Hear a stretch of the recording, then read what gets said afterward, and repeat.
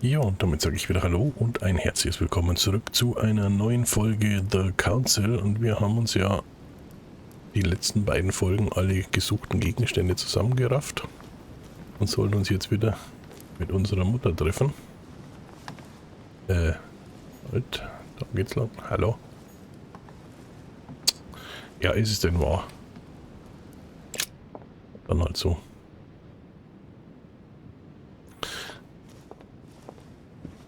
Lag das hier vorhin schon am Boden? Ich weiß es gerade nicht. Soll aber aktuell nicht unser Problem sein. Wie gesagt, wir sollen uns mit unserer Mutter treffen. Und zwar hoffe ich zumindest unten in der Krypta, weil da ja auch diese komische Vorrichtung mit dem merkwürdigen Schloss ist, das wir immer noch nicht geknackt haben. Und deswegen hoffe ich jetzt einfach mal, dass wir es in den Garten schaffen. Und auch wieder in die Krypta, ohne dass wir entdeckt werden. Bis jetzt lief es ja eigentlich ganz gut. Was mir aber, wie gesagt, ein bisschen Sorgen macht, ist, dass wir noch immer keinen Schimmer haben, wie das System von dem Schloss funktioniert. Und ich habe eigentlich keine Lust, da auch eine Hand von mir da unten liegen zu lassen. So. Bin ich jetzt da wieder rein, wo ich raus bin? Und wenn ja, Moment, halt, da. Hier. Ist die Schnur. Und die geht hier lang und dort lang. Ist mich schon so oft hier durchgelatscht. Und wie jedes Mal wieder falsch ab. Nee, das war nicht. Nee. Ja, Momentchen, da. Nee, hier auch nicht. Gleich fällt es ja wieder ein. Zack, und hier und da und einmal hier rum. Und dort lang. Krieg ich's jetzt noch.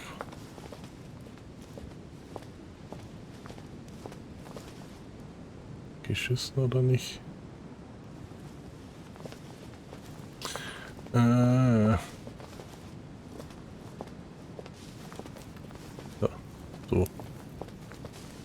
Jetzt da. Kam dreimal falsch abgebogen und viermal hin und her gerannt und schon sind wir wieder da, wo wir hin wollten. Und dann hoffen wir mal, dass uns da jetzt keine unliebsame Überraschung erwartet.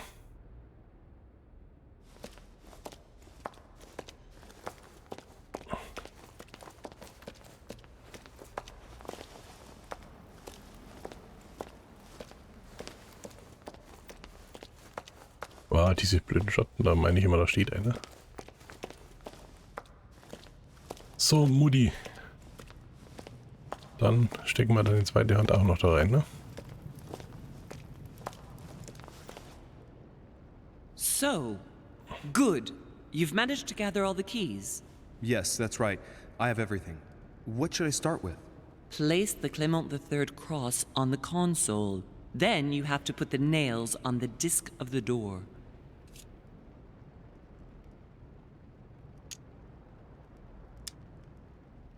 What hole should I put the nails in? Well, I can't really advise you there, because I haven't exactly made the best choices myself. All I can say is that you have to insert 1 to choose a town, 1 to choose a chapter, and 1 to choose a verse. What theme did you start with? As the fresco shows the birth of Christ, I placed 1 nail in Bethlehem, 1 in chapter 2, and 1 in verse 6. The iris opened a little. I thought it was normal. Behind the aperture of the iris, there is a duct in which I put my hand. I felt something like a valve at the bottom. I thought by turning it the door would open, or the iris would open completely, or something else would happen. Instead, I felt something like an axe cut off my hand. I really thought it was the end of me. What did you do then? Well, although I had made some unfortunate choices, I was lucky in that Mortimer was well stocked with drugs. I raided his supplies of medicine. Das klingt doch alles schon mal super. All right, my turn now. Go ahead, impress me. I'll shut up and let you concentrate.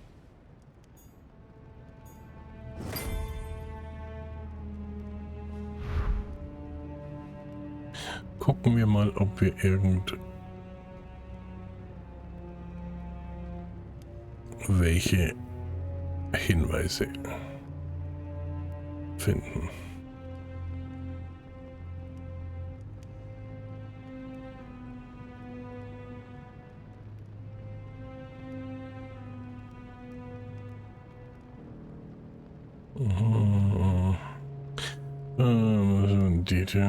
Das Kreuzung mit dem Hammer.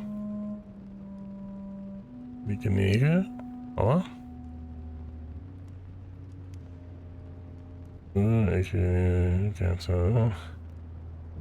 Auf der Rückseite steht Folgendes geschrieben. Zuordnung der Datumsangaben 17. Oktober.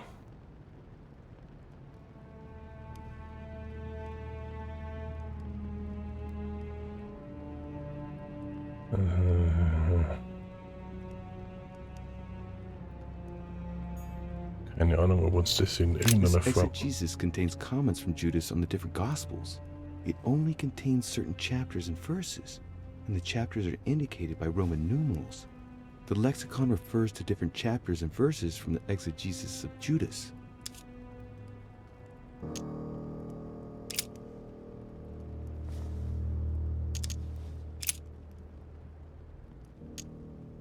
Chapter 2, verse 6. Jesus was born of Mary and Joseph on the 22nd of Teveth at midnight, 3762, in the village of Bethlehem. Chapter 2, verse 6. And so it was that, while they were there, the days were accomplished that she should be delivered of a child. And she brought forth her firstborn son, and wrapped him in swaddling clothes, and laid him in a manger, because there was no room for them in the inn. And there were in the same country shepherds abiding in the field, keeping watch over their flock by night. And lo, the angel of the Lord came upon them, and the glory of the Lord shone round about them, and they were sore afraid. Das sind jetzt wieder so...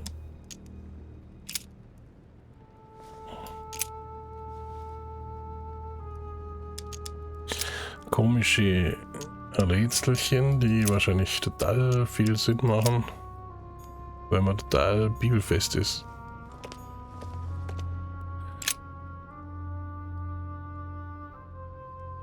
The cycle of the moons has nothing to do with what I'm doing right now.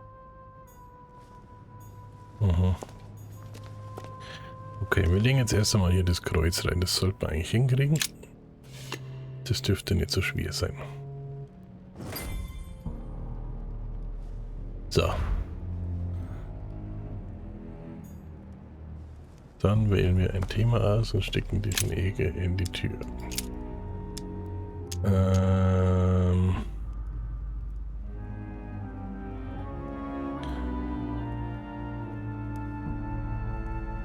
Was haben wir denn? Wunder, Geburt, Dreifaltigkeit, Wiederauferstehung. Taufe, Kreuzigung, Abendmahl, jüngstes Gericht. Also Geburt war es wohl nicht. Abendmahl wird es auch nicht sein. Das hängt oben im Arbeitszimmer.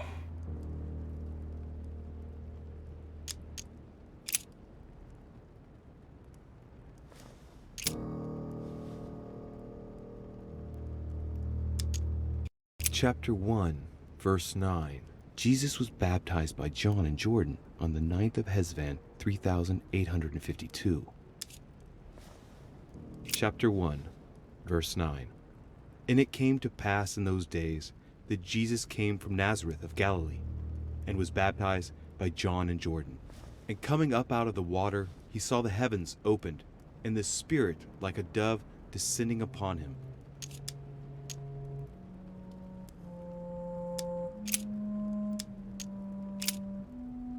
Chapter 1, verse 9. 9. Jesus was baptized by John in Jordan on the 9th of Hesvan, 3852.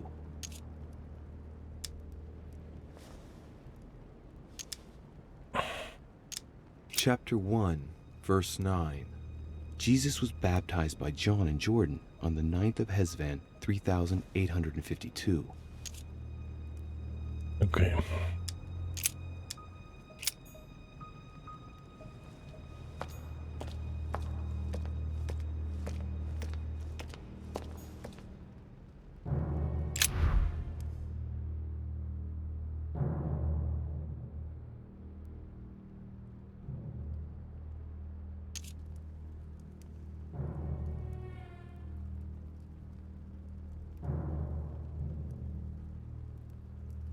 Also wirklich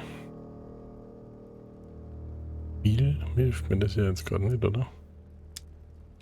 The fresco clearly shows the birth of Christ. Louis, I can assure you that that is not the solution to this enigma.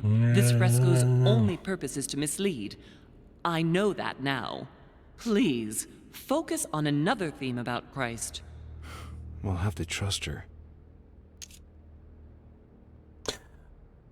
Okay, was ist denn noch für Jesus? Wäre dann aber eigentlich die Wiedergeburt, ne?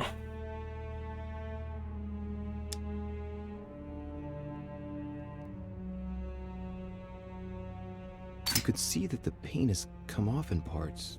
Difficult to see what was there, but I can distinguish the letters N, R, I. Nothing Okay. more. Dann wäre es Why, of course.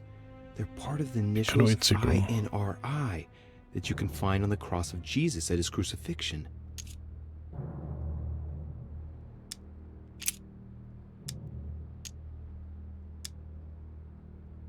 Yes, it's definitely a representation of the birth of Christ, but some of the details have flaked away. I can't see any other clues. One thing is for sure, this enigma deals with the life of Jesus, like my mother said.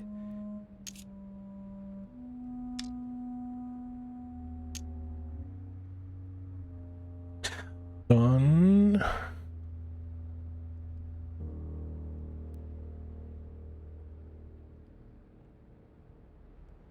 würde ich tatsächlich It looks like there are 3 types of inscriptions.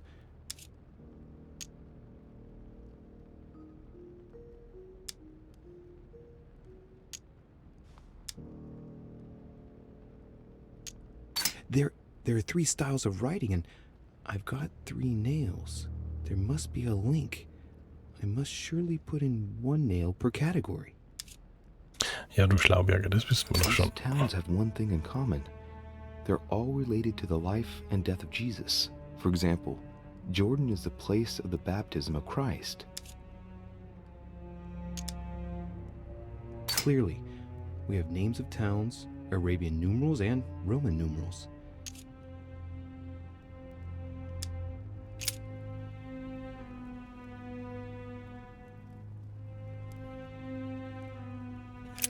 Okay, gehen wir davon aus, dass es sich um die Entschuldigung, Kreuzigung handelt. Dann schauen wir nochmal da rein. Entschuldigung, kurze Hustattacke. Chapter 19, verse 17. Jesus was crucified on the 8th of Nisan, 3793, in a place near Jerusalem. The Romans put a crown of thorns on his head.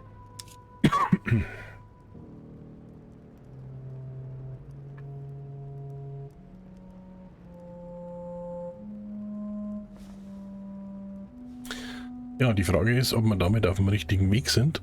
Aber ich würde sagen, aufgrund der fortgeschrittenen Zeit. Chapter 19, verse 17. And he, bearing his cross, went forth into a place called the place of a skull, which is called in the Hebrew Golgotha, where they crucified him, and 2 others with him, on either side, and Jesus in the midst.